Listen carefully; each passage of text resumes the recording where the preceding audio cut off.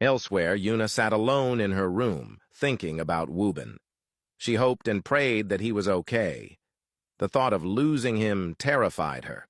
She deeply regretted not appreciating and cherishing him when she had the chance. Instead, she had played games, trying to teach him lessons rather than expressing how she truly felt. Remembering the letter he had once written her, she quickly got up from her bed, retrieved it from her handbag, and stared at it. She was afraid to open it, fearing that it would hurt too much. Gathering courage, she finally sat down and opened it. In the letter, Wubin apologized for the way he had treated her in the past and admitted to not appreciating her efforts.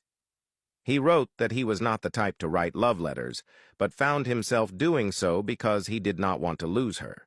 He expressed his desire to start over and asked her to give him a chance to love her the way she deserved. Yuna cried as she read the heartfelt words. She feared that it might now be too late for them to start over.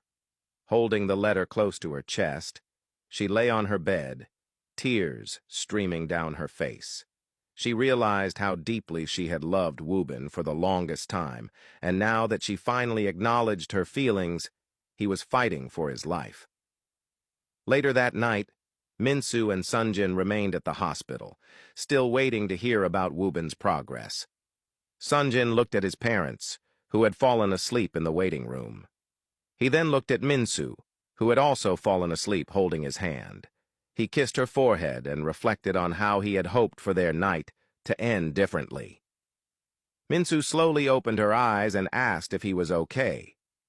Sonjin told her she should have gone home to eat and change, but she insisted she couldn't leave without knowing what was going on. Wubin was her best friend, too. Sonjin informed her that Kim had been arrested, and he hoped she would get the punishment she deserved.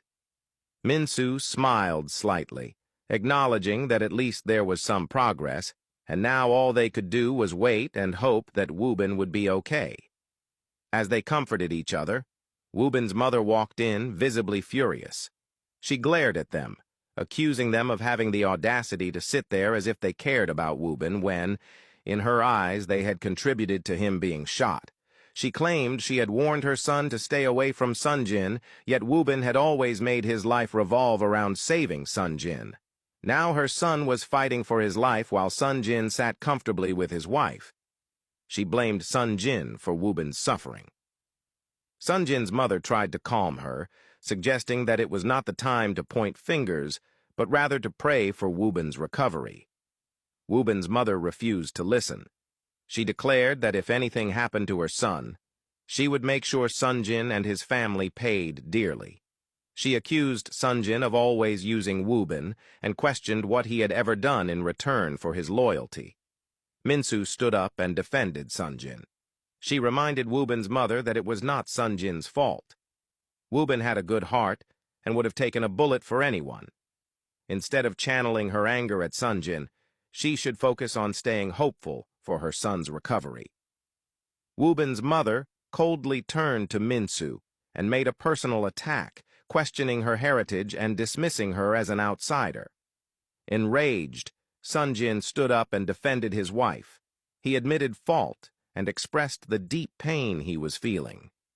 He stated that if he could switch places with Wubin, he would do so without hesitation, because that was how much he loved him. Before he could continue, the doctor came out. Everyone turned to him, eager for news.